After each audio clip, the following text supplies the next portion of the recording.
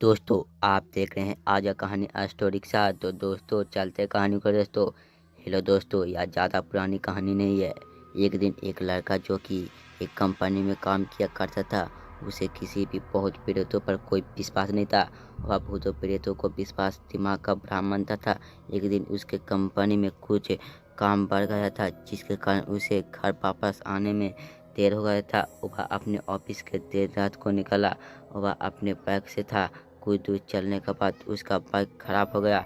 अब वह अपनी बाइक को पैदल ही लेकर चल दिया। कुछ देर के बाद उसकी एक बस स्टॉप दिखा। वह कुछ देर वहाँ रुका गया। उसके पास एक साधु आकर बैठ गया। साधु अपने पास एक बीड़ी रखा हुआ था। वह अजीब तरीके से उसकी बीड़ी पी रहा था। उसके लड़के की एक आदत थी कि वह किसी से भी बात करना शुरू कर देता था। वह इस साधु से भी बात करने लगा। बात ही बात में इस लड़के ने कहा, बाबा, मैं किसी भी भूत प्रेत को नहीं मानता हूँ, बस सब झूठ बातें हैं।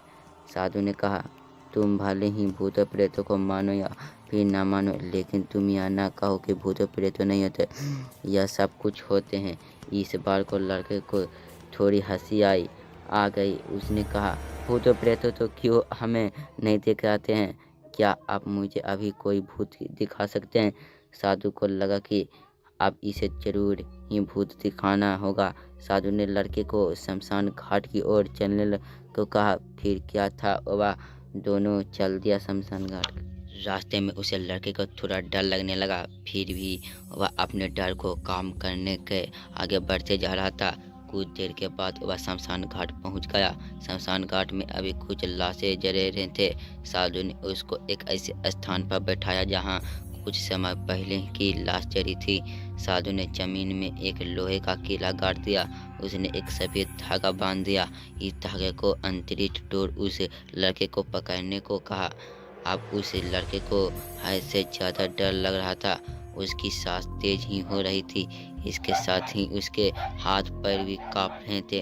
फिर भी उसने धागे को पकड़ लिया। साधु ने कुछ बतासा को 4 जगह पर रख दिया। सारे बतासे उस धागे की पास ही एक लाइन में रखे हुए थे। उसके बाद साधु ने लड़के से कहा, को सावधान किया है, अभी कुछ आत्मा इसको खाने को आएंगे।